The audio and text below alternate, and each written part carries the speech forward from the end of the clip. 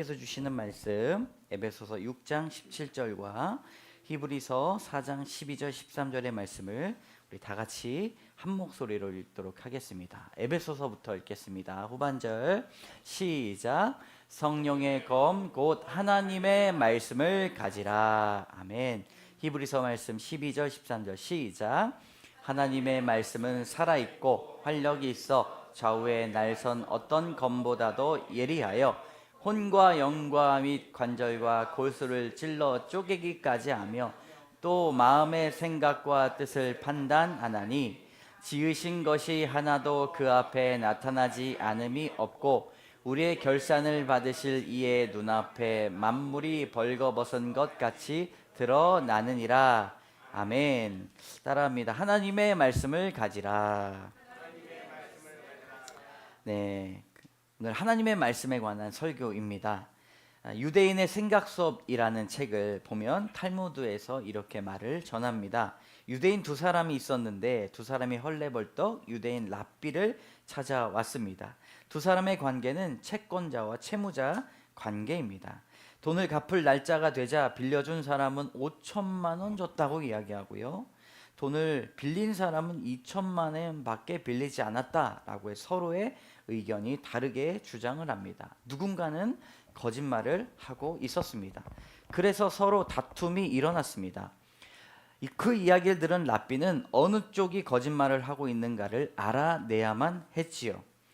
한 사람씩 따로 이야기한 다음 또 다른 증인을 섞어서 이야기하고 두 사람이 집에 돌아간 다음에 랍비가 참 판단하기가 어렵다 생각했습니다. 채무자와 채권자의 심리 상태를 연구한 책도 보았고 또 여러 가지 상황들에 대해서 생각해 보았지만 도통 누가 거짓말을 하는지 잘 알 수가 없었습니다.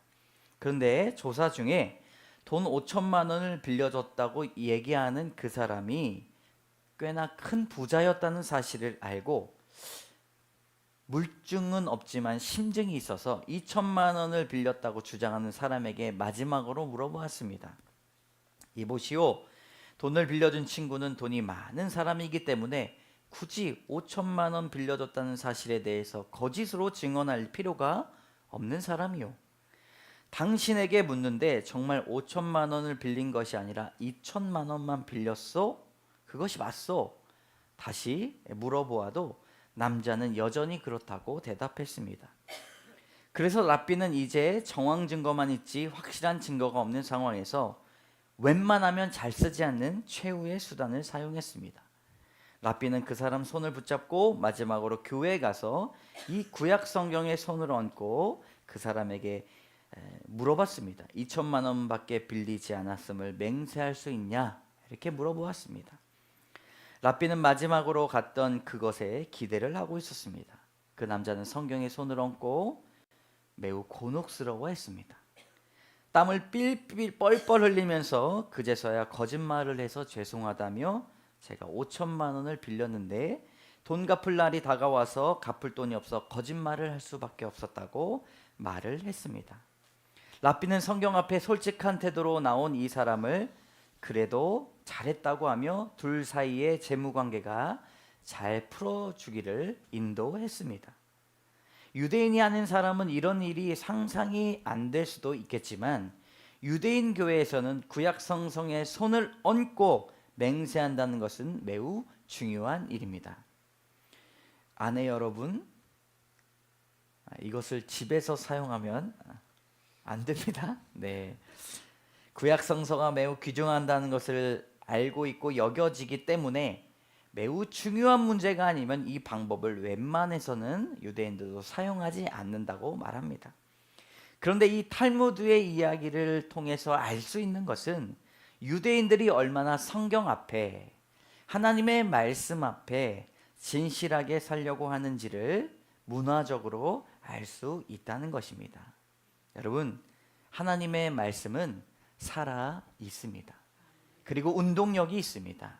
우리의 마음을 기경하고요, 우리의 마음을 바꾸고 우리의 마음을 깨끗하게 만들 수가 있다는 것입니다. 에베소서 6장 17절의 말씀을 다 같이 읽습니다. 시작. 성령의 검 곧 하나님의 말씀을 가지라. 아멘. 하나님의 말씀을 우리는 가져야 합니다. 하나님의 말씀은 성령의 검입니다. 공격용이 될 수도 있고 방어용이 될 수 있죠. 하나님의 말씀을 공격용으로 쓸 때는 사단 마귀를 없애기도 하지만 방어용으로 쓸 때는 하나님의 말씀이 우리의 골수와 관절을 쪼개어 하나님 앞에 정결하게 나아갈 수 있도록 돕게 됩니다. 성령의 검인 하나님의 말씀을 가진 여러분, 하나님의 말씀을 듣기를 사모하시기를 원합니다. 두 손에 쥐기를 사모하시고 마음에 새기며 말씀이 빛을 비추는 곳으로 걸어가시는 말씀 중심의 삶을 사시기를 주님의 이름으로 축복합니다. 첫 번째, 따라합니다. 말씀은 살아 있습니다. 우리 밑줄만 같이 읽어보도록 하겠습니다. 시작. 하나님의 말씀은 살아있고 활력이 있어. 아멘. 말씀이 살아있다는 것은 하나님께서 말씀을 통해 일하신다는 것입니다. 평소에 성경 말씀을 잘 읽고 마음에 담아두면 어느 날 우리의 지혜로 할 수 없는 일들이 하나님의 말씀을 통해 일하시는 것을 우리는 발견할 수가 있습니다. 그리고 그 말씀을 통해 삶의 지혜를 얻게 된다는 것이죠. 그러나 하나님의 말씀을 읽는다고 해서 누구나 능력을 나타내는 것은 아닙니다. 하나님의 말씀이 내게 주신 말씀으로 받아들이고 순종할 때 그것이 가능합니다. 여러분, 구약의 마지막 사사 사무엘이 있습니다. 사무엘의 시대에 1절과 10절을 같이 읽어보도록 하겠습니다. 시작. 아이 사무엘이 엘리 앞에서 여호와를 섬길 때에 여호와의 말씀이 희귀하여 이상이 흔히 보이지 않았더라. 여호와께서 임하여 서서 전과 같이 사무엘아 사무엘아 부르시는지라. 사무엘이 이르되 말씀하옵소서 주의 종이 듣겠나이다 하니. 아멘. 하나님께서 이스라엘 백성들에게 말씀하실 때는 선지자나 예언자를 통해서 말씀하여 주셨습니다. 선지자 예언자가 대단해서가 아니라 하나님의 말씀을 전달하는 자로서 선지자와 예언자를 보내셨습니다. 말씀을 맡은 자로 사용하셨다는 것이죠. 현대 사는 목사들도 마찬가지입니다. 말씀을 맡은 자로 살아가야 합니다. 그런데 사무엘의 아이였을 때 하나님의 말씀이 희귀하였다라고 설명합니다. 그리고 이상이 흔히 보이지 않는다라고 말씀했습니다. 이 말씀은 하나님의 말씀이 들려지지 않았다는 것이죠. 하나님이 말씀하시지 않았다는 것이 아니라 하나님의 말씀을 하셨는데도 듣고자 하는 신실한 종이 없었다는 것입니다. 그런데 10절에 보면 사무엘아 사무엘아 부르실 때 사무엘이 이렇게 이야기했습니다. 말씀하옵소서 주의 종이 듣겠나이다. 사무엘은 주의 종이 듣겠나이다 하면서 자신을 종이라고 여겼습니다. 자신을 하나님 앞에 낮춘다는 것입니다. 하나님의 말씀이 어떠하든지 자신의 마음으로 받아들이고 귀를 열겠다는 것이죠. 이 시대도 마찬가지입니다. 여러분, 하나님께 듣고자 하는 사람에게 하나님은 폭포수와 같이 생명의 말씀을 부어 주실 것입니다. 우리가 하나님의 말씀을 많이 읽는 것도 좋지만 하나님의 말씀에 귀를 기울이고 우리의 마음이 하나님의 말씀을 듣고자 순종의 자세로 나아가야 합니다. 왜냐하면 그때 하나님의 말씀이 살아 운동력이 있기 때문입니다. 사무엘의 예만 있는 것이 아니라 유대 구약의 또 하나의 예가 나옵니다. 이스라엘 분열 왕국 시대의 남유대에 하나님이 보시기에 신실한 왕이 있었습니다. 바로 요시야 왕입니다. 요시야는 8세 아주 어린 나이에 왕이 되었습니다. 그리고 31년간 유대를 다스렸는데요. 얼마나 신실하기를 원했는지 나이 어렸을 때 왕이 된 것 치고는 너무 신실한 일을 많이 했습니다. 바알의 신전, 아세라의 목상들을 다 깨부시고 심지어는 우상의 그 돌들을 갈았습니다. 갈아 마셨는지는 잘 모르겠어요. 근데 갈았다, 부셨다라고 이야기하고 있습니다. 그래서 요시야를 성경이 이렇게 표현합니다. 여호와 보시기에 정직히 행하여 그의 조상 다윗의 모든 길로 행하였고 좌우로 치우치지 아니하였다. 이렇게 말씀을 합니다. 요시야 왕은 매우 어렵지만 항상 하나님을 찾았고 예루살렘을 거룩하고 정결하게 만들려고 큰 노력을 했습니다. 그런데 성전의 일을 더 귀하게 여겼습니다. 많은 사람들이 성전에 헌금을 했던 것을 가지고 구제하는 일뿐만 아니라 성전을 보수하는 일에 썼습니다.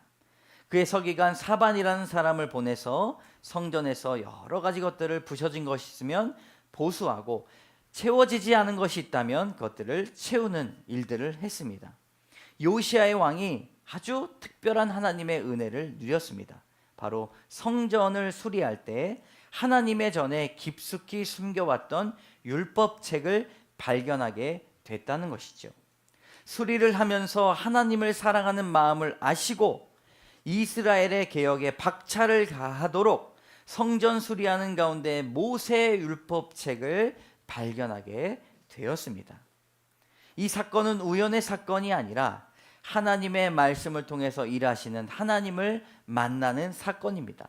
이 성전 속에 처박혀 있었던 하나님의 이 모세의 율법을 발견했을 때 요시야가 하나님 앞에 무릎을 꿇고 이 일들을 많은 사람들과 함께 성전에 가서 노래하였고 하나님의 말씀을 따르고자 어린 아이부터 어른에까지 날마다 성전을 출입하였습니다. 여러분, 하나님의 말씀을 듣고자 하는 사람들에게 하나님은 더욱 말씀하십니다. 하나님은 요시야가 하나님의 말씀에 귀를 기울인 자였다는 사실을 알았습니다. 안타깝게도 교회를 다니면서 일주일 동안 전혀 하나님의 말씀에 귀를 기울이고자 하는 사람들이 많이 없습니다.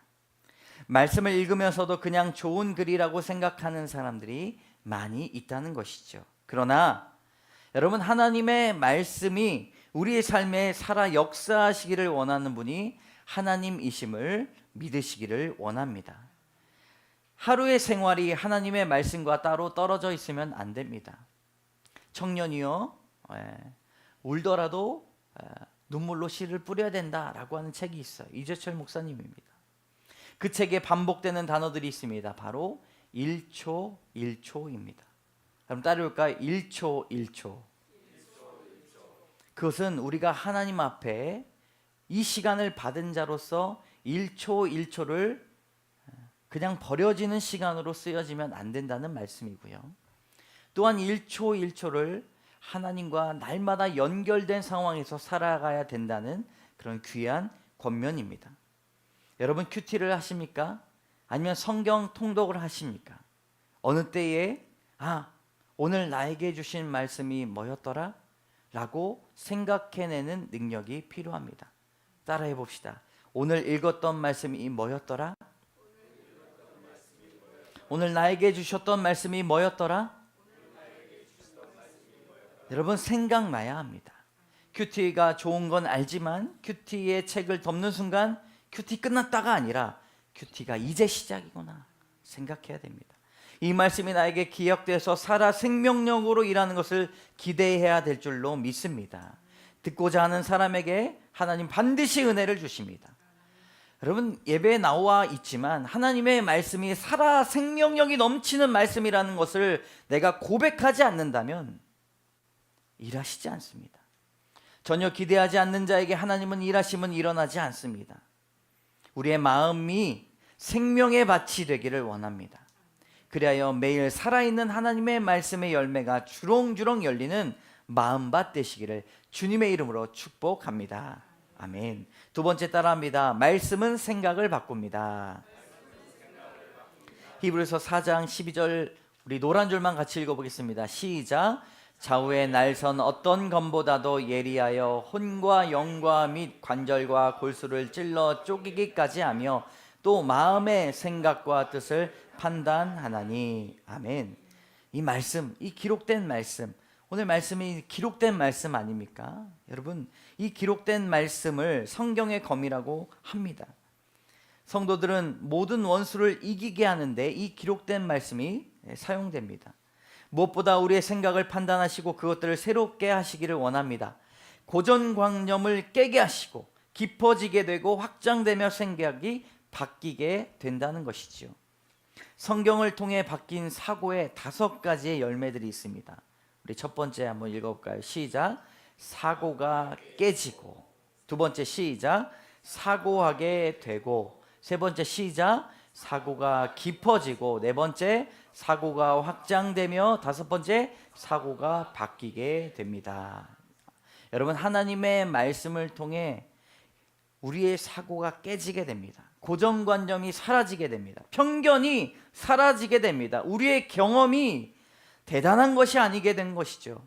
그리고 유튜브를 보면요, 여러분, 뇌가 까맣대요. 책을 보면요, 뇌가 무지개 색깔이래요. 제가 이제 여기까지 과학적으로 증명이 된 건데, 제가 고백하기로는 여러분, 성경책을 읽으면 뇌에서 빛이 날 줄로 믿습니다. 네, 엑스레이로 찍어보진 않았어요. 근데 사고가 깨지고 사고하게 된다는 것입니다. 사고를 안 해. 웬만해서는 안 합니다. 근데 생각하게 된다는 것이죠. 저 사람은 왜 그럴까? 저 사람은 왜 저렇게 말할까? 우리가 생각하고 그 사람을 더 이해하게 됩니다. 그래서 사고가 더 깊어지고 확장되고 바뀌게 됩니다. 남유다와 북이스라엘이 있습니다. 여러분, 북이스라엘이 누구에게 망했죠? 네, 아수르. 네. 박수 쳐야 되는 거 아닙니까, 여러분? 성경 공부를 하니까요, 성경이 보여야 됩니다. 북이스라엘이 아수르에게 망했고 남유다는 바벨론에게 망했습니다. 근데 먼저 이 북이스라엘이 먼저 망했어요. 그러면 그때 힘이 넘쳤던 아수르가 왜 남유다를 치지 않았는가 궁금함을 갖고 살 수가 있습니다. 하나님께서 이 역사를 주관하시기 때문이에요. 남유다도 결국에는 바벨론에게 망했습니다. 그런데 어느 시점에 있어서는 북이스라엘은 망해 있는 상황이었고 남유다는 건재했습니다. 근데 남유다가 봤을 때 북이스라엘이 변절했다고 생각을 하는 것입니다. 왜냐하면 아수르의 정책이 동요가 일어나지 않게끔 하려고 북이스라엘에다가 아시리아의 사람들, 아수르의 사람들의 성읍을 세웠습니다. 많이 세웠어요. 그러니까 북이스라엘 사람들이 어떻게 합니까? 이 아수르의 사람들하고 혼혈이 됩니다. 그러니까 유대인이면서도 아수르의 사람들이 되는 거예요.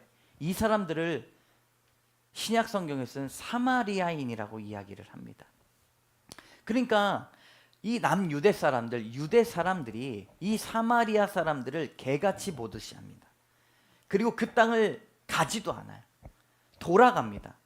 그리고 사마리아 사람들을 싫어하고 경멸합니다. 왜요? 변절했고 혼혈했다고 말을 합니다. 근데 예수 그리스도께서 오셔서 사마리아 여인하고 대화를 나누십니다. 그것도 대낮에. 일반적인 유대인이라면 사마리아 여인을 쳐다보지도 않습니다. 그리고 좋은 예화를 우리에게 보여주시죠. 여러분, 사마리아 사람들이 우리에게 어떤 존재인가를 그렇게 보여주십니다. 사마리아 사람들을 변절했다고 이야기를 해요. 그런데 예수님께서 누가복음 10장의 사마리아 사람의 예화를 통해서 말씀하십니다. 진정한 이웃이 누구인가? 한 사람이 강도를 당해서 죽어가는데 제사장도 그냥 지나가고 레위인도 그냥 지나가고 어떤 사마리아 사람이 그를 불쌍히 여겨서 강도당한 사람을 기름과 포도주로 그 상처에 붓고 싸매어주고 자기 짐승에 태워 주막으로 데려가 돌보게 됩니다. 여러분, 그 이후에 누가복음 10장 35절, 36절, 37절의 말씀 우리 다 같이 읽어보도록 하겠습니다. 시작. 그 이튿날 그가 주막 주인에게 데나리온 둘을 내어주며 이르되 이 사람을 돌보아 주라. 비용이 더 들면 내가 돌아올 때에 갚으리라 하였으니 네 생각에는 이 세 사람 중에 누가 강도 만난 자의 이웃이 되겠느냐? 이르되 자비를 베푼 자이다. 예수께서 이르시되 가서 너도 이와 같이 하라 하시니라. 아멘. 사마리아 사람들에 대한 생각이 바뀌기를 원하셨습니다. 고정관념이 깨어지기를 원하셨습니다. 여러분, 예수님은 사람들이 예수님의 말씀을 듣고 생각을 고쳐먹고 생각의 습관이 달라지기를 원하셨습니다. 하나님의 말씀은 변화를 주는 책입니다. 하나님의 말씀이 우리의 삶에 변화를 주는데 내 생각이 깨어지지 않는다면 여러분 성경을 보는 방법을 다시 생각해 보아야 합니다. 아무런 생각이 없는 사람은 변화하지 않습니다. 성경은 생각을 확장시키고 크게는 하나님의 지혜에 이르게 합니다. 잠언 18편 4절의 말씀 같이 읽습니다. 시작. 명철한 사람의 입의 말은 깊은 물과 같고 지혜의 샘은 솟구쳐 흐르는 내와 같으니라. 아멘. 우리의 생각이 바뀌어야 하는 첫 번째 장소가 어디냐? 가정이에요. 예수님은 복음을 들음으로 고정관념, 편견, 자화, 전통이 깨져서 더욱 하나님을 사랑하기를 원하시는데 그것이 가정에서도 일어나기를 원하십니다. 1989년도 아주 오래전에 쓰여진 책이 있습니다. 어떻게 성경을 읽을 것인가. 그 마지막 챕터에 보면요, 왜 가족들에게 성경 지식이 필요한가를 물어보고 질문을 던집니다. 여러분 뭐라고요? 왜 가족들에게 성경 지식이 필요한가? 화목한 가정을 보면 이유가 있어요. 공통적인 경험, 공통적인 언어가 필요하다고 합니다. 예를 들어서 같은 드라마를 본다든지 어떤 동일한 운동 경기를 좋아하면 그 가정이 좀 더 큰 소통을 하게 됩니다. 하나가 된다는 것이지요. 그러나 가족 구성원들이 공통적인 언어를 가지고 있지 못하면 어머니와 아버지가 가지고 있는 경험들이 젊은 세대들에게는 이방인 취급을 당하기 쉽습니다. 그리고 두 아이들도 마찬가지인 것이죠. 근데 만약 한 가정이 성경에 대한 내용을 말하기 시작한다면, 여러분 여기서 말하는 성경의 내용은 한 사람이 성경 말씀, 이 설교 말씀을 통한 간증은 제외시키는 것입니다. 왜냐하면 성경을 통한 간증은 지극히 개인적이며 공감하지 못하는 경우들도 많이 있다는 것이죠. 성경의 내용을 말해야 됩니다. 신구약 성경의 내용들, 예를 들어 요셉의 이야기, 느헤미야가 가지고 있었던 고충, 다니엘의 노년의 삶에 대한 토론, 그런 것들이 한 가정 안에 이루어지면 소통의 장이 된다는 것입니다. 사랑하는 성도 여러분, 함께 요셉의 이야기를 한번 나누어 보시기를 원합니다. 그 요셉의 이야기를 해석하지 마시고요, 요셉의 삶을 입 밖으로 나누어 보시기를 원합니다. 요셉이 감옥에 갇혀 있을 때 그 느낌을 공유하고 애굽의 총리가 됐을 때 했던 일들을 서로 퀴즈 내면서 공유해 보시기를 원합니다. 이 책에 199페이지에 이렇게 나와 있어요. 이거 한번 같이 읽어볼까요? 시작. 성경 말씀을 통해 그 가정은 공통적인 사상과 감정을 갖고 삶을 맞이한다. 게다가 그들이 그들 주위의 세상을 경험하는 그 공통 경험은 다름 아닌 그들을 하나님의 가족으로 창조하신 하나님에 대한 경험이다. 성경은 독특하게 서로를 귀속시키는 창조적인 사랑과 접하게 된다. 아멘. 여러분 만약 가정에서 늘 똑같은 문제들로 인해 서로 분노하고 화를 내면 생각해 보아야 됩니다. 하나님의 말씀의 지혜를 얻고 내 생각이 달라지고 깊어지고 확장되는지를 알아야 합니다. 또한 몇 년째 같은 문제로 인해 가족 구성원들의 어려움을 겪고 있다면 이제는 새로운 생각과 새로운 소통 방식이 필요하다는 것을 인지해야 됩니다. 재정의 문제로 힘들어하고 있다면 지금까지 재정을 사용했던 방식을 바꿔야 하고, 대화가 되지 않는다면 대화의 방식이 잘못됐다는 것을 인식해야 됩니다. 성경을 생각을 바꾸기 때문입니다. 성경을 통해 새로운 생각으로 거듭나시기를 원합니다. 하나님은 머물러 있기보다 취하고 문제보단 답을 얻기를 원하시기를 원합니다. 성경의 거민 말씀이 우리의 관절과 골수를 쪼갤 줄로 믿습니다. 여러분 적용 질문 있습니다. 한번 같이 읽어볼까요? 시작. 나는 하나님의 말씀을 통해 변화하는 사람입니까? 네. 세 번째 따라합니다. 말씀은 내 죄를 보게 합니다. 사랑하는 성도 여러분, 말씀이 내 죄를 보게 하는 것이 우리에게 복된 삶을 믿습니다. 우리 히브리서 4장 13절의 말씀을 우리 표준 세번역으로 읽겠습니다. 시작. 하나님 앞에는 아무 피조물도 숨겨진 것이 없고 모든 것이 그의 눈앞에 벌거숭이로 드러나 있습니다. 우리는 그의 앞에 모든 것을 드러내 놓아야 합니다. 아멘. 마지막 때에 우리는 하나님 앞에 벌거숭이처럼 벗겨질 것입니다. 우리 안에 다른 사람은 보지 못하는 죄일지라도 마지막 날에 우리의 죄가 다 보여지게 될 것입니다. 성경 말씀을 통해 날마다 내 죄를 보는 것이 은혜입니다. 감사한 것은 예수님은 마지막 날에만 죄가 있다고 말씀하지 않고 성경 말씀을 통해 평소에도 내 죄를 보게 하십니다. 내 죄를 인식하게 하십니다. 디모데전서 1장 15절에 보면요, 사도 바울, 위대한 전도자였던 사도 바울도 이렇게 고백하죠. 함께 노란 줄만 시작. 죄인 중에 내가 괴순이라. 아멘. 성자일수록 참회록을 씁니다. 성경을 알수록 날마다 회개 자리로 나갑니다. 이것이 하나님께서 주신 영생의 복입니다. 성경 말씀을 날마다 묵상하면 우리의 부끄러운 죄를 회개하는 것이 습관이고 복이 되어야 됩니다. 성경은 구원의 책이요, 은혜의 책이요, 위로의 책이기도 하지만 여러분, 성경은요, 죄에 대한 전문 지식입니다. 따라해 볼까요? 죄에 대한 전문 지식. 죄에 관해 구체적인 상황들이 나오는데 성경을 읽은 성도들은 죄에 관해서 알 수가 있습니다. 여러분, 한번 볼까요? 죄의 출생과 태생을 알고요, 죄의 이름들을 알고, 죄의 본질을 알고, 죄의 속성을 알게 됩니다. 첫 번째로 죄의 출생을 알 수가 있습니다. 너희는 너희 아비 마귀에게서 났으니 너희 아비의 욕심대로 너희 또 행하고자 하느니라. 그는 처음부터 살인한 자요, 진리가 그 속에 없으므로 진리에 서지 못하고 거짓을 말할 때마다 제 것으로 말하나니, 여기서 같이 읽을까요? 이는 그가 거짓말쟁이요 거짓의 아비가 되었음이라. 아멘. 죄의 출생과 태생을 알 수가 있습니다. 두 번째로 죄의 이름들을 알게 됩니다. 그들의 목구멍은 열린 무덤이요 그 혀로는 속임을 일삼으며 그 입술에는 독사의 독이 있고 그 입에는 저주와 악독이 가득하고 그 발은 피 흘리는데 빠른지라.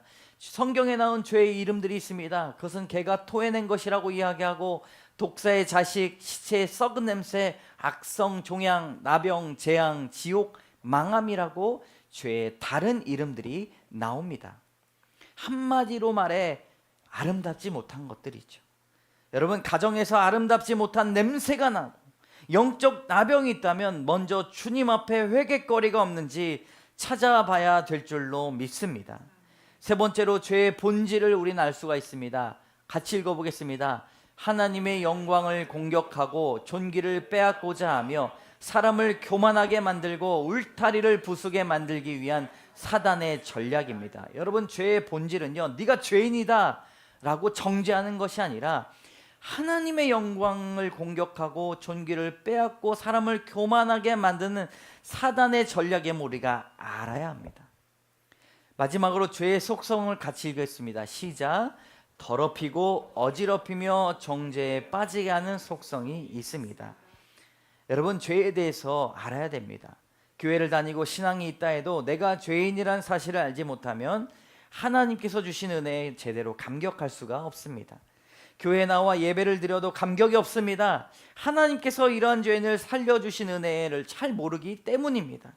다른 사람을 판단하고 정죄하고 자신이 얼마나 큰 교만 덩어리인지 알지 못하는 사람들이 많이 있습니다.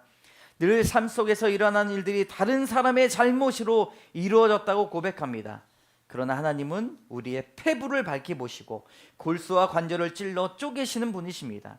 죄의 속성 중에 더럽히고 어지럽히고 정죄에 빠지는 속성이 있습니다.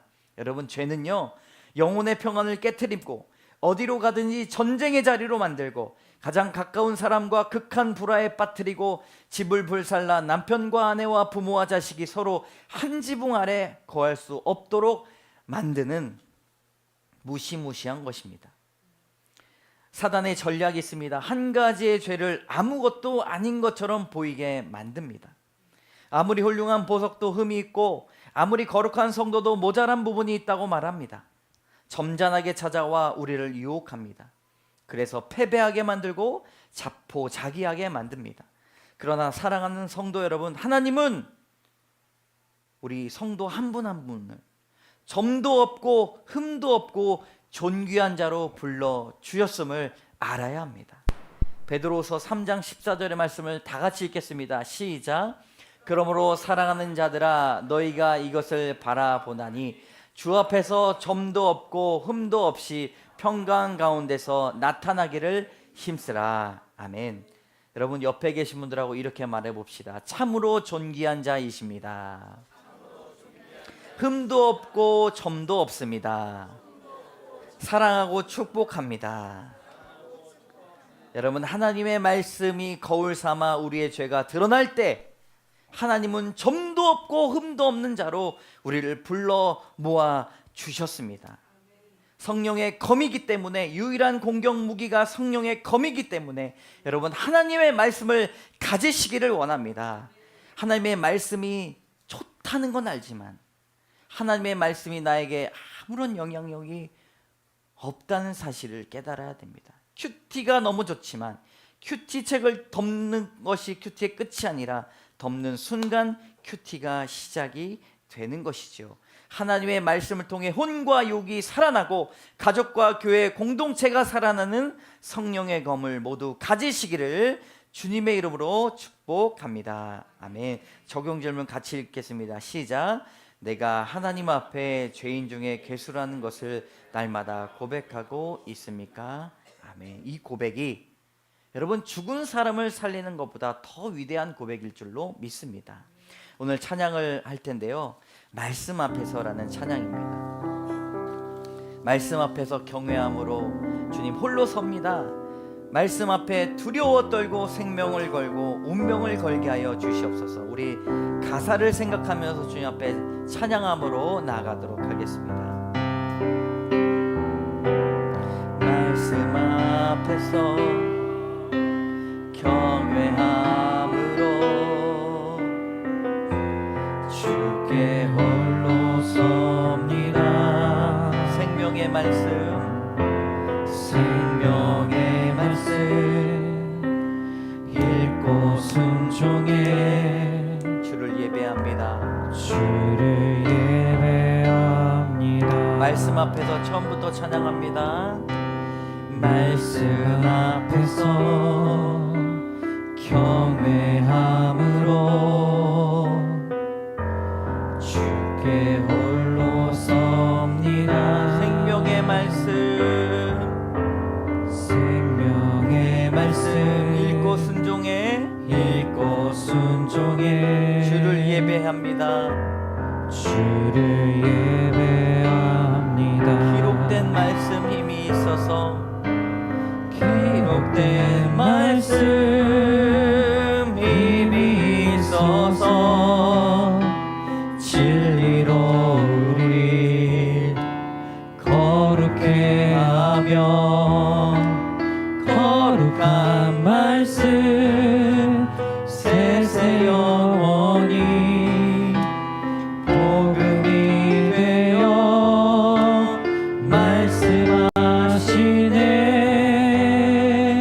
하나님 말씀에 두려워 떠는 자,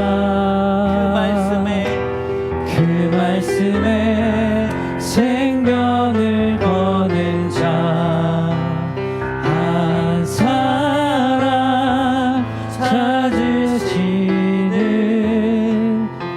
주님의 약속을 믿어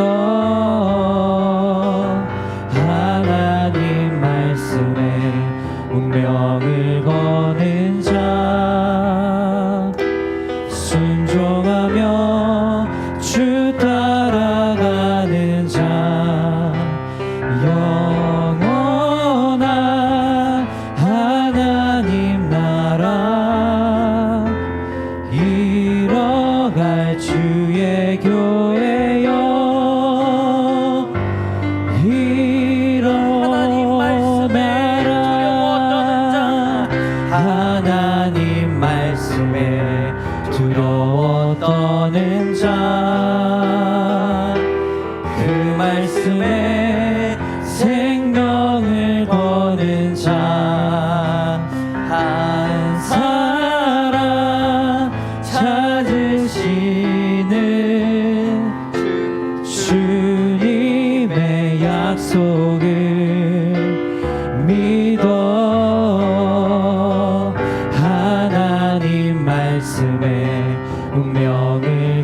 걷는 자 순종하며 주 따라가는 자 영원한 하나님 나라 이뤄갈 주의 교회여 일어나라. 함께 기도하며 나가도록 하기 원합니다. 하나님 말씀 가운데 임하여 주시옵소서. 말씀을 통하여 일하여 주시옵소서. 말씀을 통하여 우리의 생각을 바꾸게 하여 주시고 생각이 깨지게 하여 주시고 고정관념과 편견과 경험을 넘어서는 하나님의 지혜가 있게 하여 주시옵소서. 말씀으로 내 죄를 보기를 원합니다. 날마다 주님 앞에 회개하며 주님 내가 이렇게 연약한 자입니다. 하나님의 은혜가 없으면 나는 죽은 자입니다. 하나님 말씀하여 주시옵소서. 주 앞에 말씀을 사모하며 주여 한번 외치고 기도하며 나가도록 하겠습니다. 주여 하나님 말씀하여 주시옵소서. 하나님 구원의 지혜 은혜의 지혜 영생의 지혜 하나님 지혜 관련된 우리에게 주시는 본질과 속성을 깨닫게 하여 주시옵소서. 하나님 다른 사람을 판단하고 정죄하고 교만 덩어리로 살아온 나를 발견하게 하여 주시옵소서. 다른 사람에게 손가락질하지 않는 것이 아니라 하나님 나의 배부가 나의 관절과 골수가 하나님 앞에 부끄러움은 없는지 날마다 고백할 수 있도록 인도하여 주시옵소서. 내가 평안을 깨뜨리는 자는 아닌지 어디로 가는지 전쟁을 만들어가는 사람 극한 불행을 받는 사람이 아닌지 하나님 내가 주님의 은혜를 발견하는 나를 위하여 주시옵소서. 하나님 이뤄갈 주 귀한 존재로 만들었다는 사실을 깨닫게 하여 주시고 사람을 살리는 위대한 존재로 나아갈 수 있도록 도와주시옵소서. 하나님 말씀 가운데 우리를 깨닫게 하여 주시고 사고가 깨지게 하여 주시고 사고가 확정되게 하여 주시고 사고가 하나님 앞에 깊어지게 하여 주셔서 하나님 여러 가지 사건들을 통해서 발견하신 하나님의 사랑을 찾으시는 주님의 약속을 믿어 하나님 말씀에 운명을 거는 자 순종하며 주 따라가는 자 영원한 하나님 나라 영원한 하나님 나라 이뤄갈 주의 교회여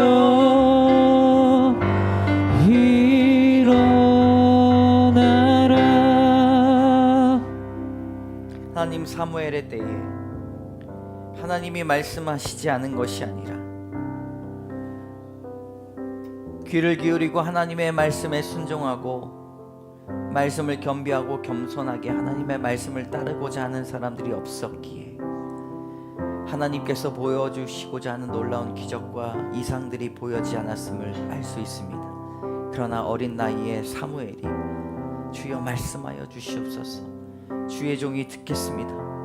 하나님 그렇게 고백하였던 한 사람을 통하여 이 땅에 왕을 세우시고 하나님의 놀라우신 믿음의 유산을 열매 맺게 해주셨음을 믿습니다. 하나님 이 자리에 예배를 드리지만 하나님의 말씀이 들리지 않고 하나님의 말씀을 깨닫지 못하여 하나님의 생각과 하나님의 자리와 하나님의 놀라우신 계획을 알지 못하는 우리의 마음들이 있습니다. 하나님의 말씀이 살아 운동력이 있어 우리의 관절과 골수와 영과 혼을 깨트려 하나님 우리의 마음과 뜻을 관찰하시는 주님의 놀라우신 능력을 우리가 알기를 원합니다. 그리하여 우리가 마지막 때에 벌거숭이로 벗겨질 그때에 하나님 나는 죄인 중에 괴수입니다. 그러므로 하나님을 믿고 하나님 앞에 엎드려 복종하며 주의 말씀을 따르고자 고군분투하였습니다. 하나님 사랑해 주셔서 감사합니다. 그렇게 다 고백하는 귀한 성도들로 이 생에 바칠 수 있도록 인도하여 주시옵소서. 하나님, 날마다 우리의 죄를 보아 죽은 사람을 살리는 것보다 더 위대한 하나님의 복을 누리고 어디로 가든지 화평의 자리, 어디로 가든지 평안의 자리, 어디로 가든지 사랑의 자리로 고백하며 흠도 점도 없는 귀한 존재로 살아가는 귀한 성도들 다 되게 하여 주시옵소서. 말씀하여 주시옵소서. 주의 종이 듣겠습니다. 모든 말씀 예수 그리스도의 이름으로 감사드리며 기도드립니다. 아멘. 우리 다 같이 일어나셔서 결단의 찬양 드리겠습니다.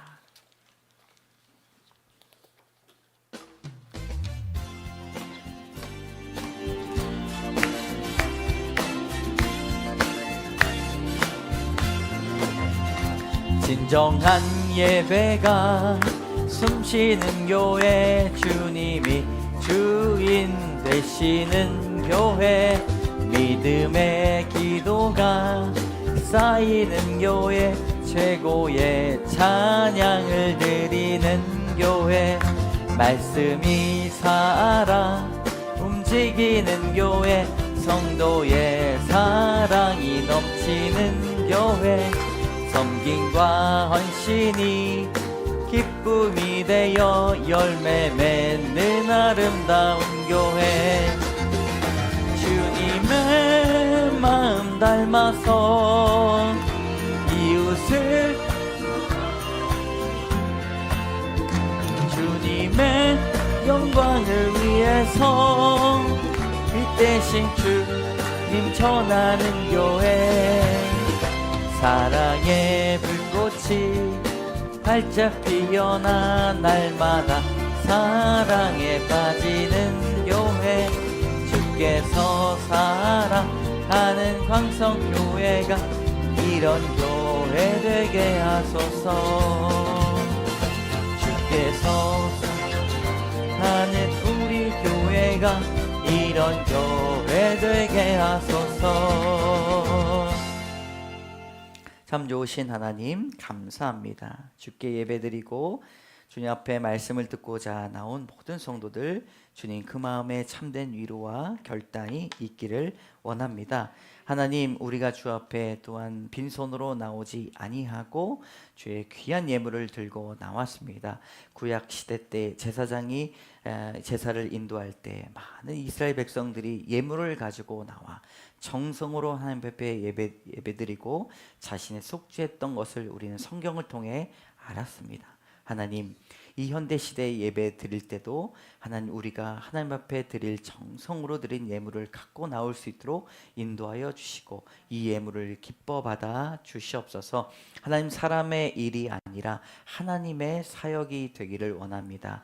주 앞에 드린 예물들이 주님 하나님 앞에 거룩하고 구제하며 가난한 사람들을 섬기고 정말 불쌍히 여겨지는 하나님 귀한 영혼들에게 쓰여질 수 있도록 주여 지혜와 명철을 더하여 주시옵소서.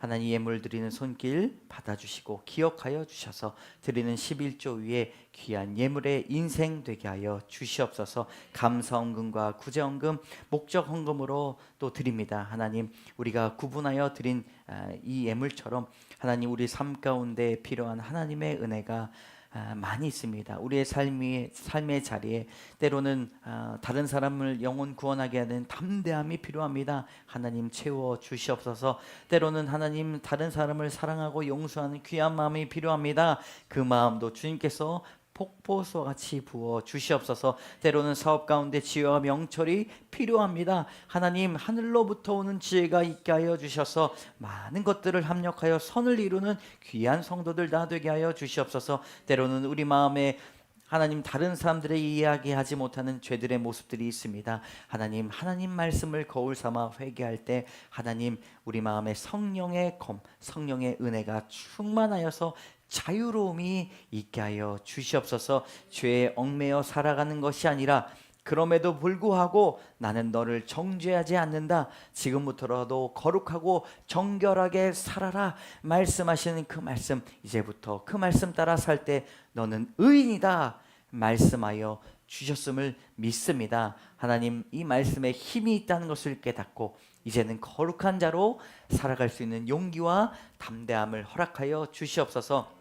하나님, 귀한 성도들 가지고 나온 기도 제목들이 많이 있습니다. 영육의 강건함 더하여 주시고, 육체의 어려움이 있다면 하나님께서 회복시켜 주시고 치유받는 일들이 일어날 수 있도록 도와주시옵소서. 사업에 어려움이 있다면 좋은 계약이 성사되게 하여 주시고, 주님 좋은 사람들 만나게 하여 주셔서 정직하고 주님 순결한 사람 만나서 하나님의 이름을 높이는 사업터가 되게 하여 주시옵소서. 하나님, 사람이 할 수 있는 일이 아닙니다. 돈의 융통과 재정의 모든 회개의 부분들을 하나님 앞에 맡깁니다. 하나님께서 보내주시고 사용하여 주시고 회개하여 주셔서 때로는 계좌이체하고 카드를 긁을 때 모든 과정 등을 통하여서 하나님의 영광이 드러나는 일들이 많아지게 하여 주시옵소서. 하나님, 돈의 눈이 가리워지는 것이 아니라 하나님이 재정을 통하여서 하나님의 나라와 하나님의 빛이 드러나기를 원합니다. 세상 사람들이 돈을 통하여서 자신의 욕심을 취하지만 이제는 하나님, 이 돈이 하나님의 일을 하는 도구가 되게 하여 주셔서 선한 곳, 거룩한 곳,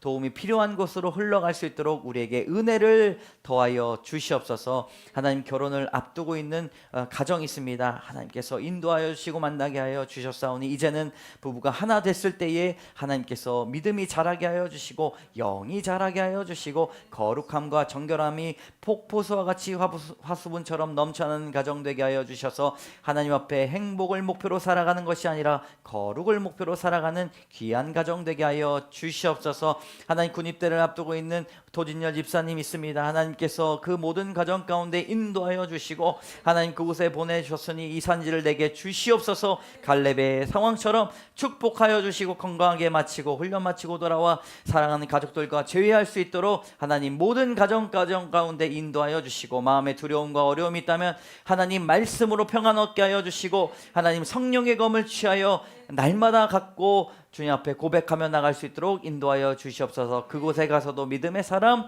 만나게 하여 주시고 믿음의 장교들, 훈련관들 만나게 하여 주셔서 하나님 살아계심을 고백하며 간증할 수 있도록 인도하여 주시옵소서. 하나님, 오늘 또 방문하신 분이 있습니다. 하나님, 그의 사업이 날로 번창할 수 있도록 인도하여 주시고, 하나님, 지금까지 교회를 떠났던 삶 가운데 회개하게 하시고 하나님, 하나님을 뜨겁게 사랑하게 하여 주셔서 하나님, 놀라우신 계획 가운데 존귀한 자고 흠이 없고 점도 없는 그 인생 하나님께서 끝날까지 계획하여 주시고 인도하여 주시옵소서. 모든 것들 주 앞에 맡겨오며 모든 말씀 예수 그리스도의 이름으로 감사드리며 기도드립니다. 아멘.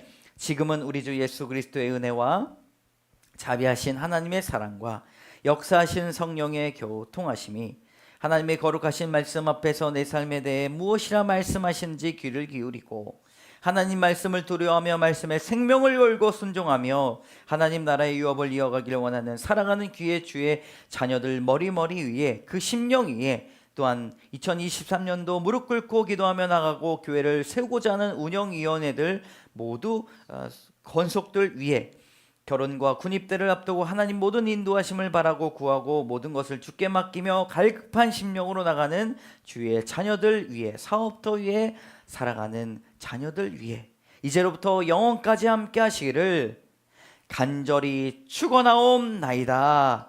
아멘.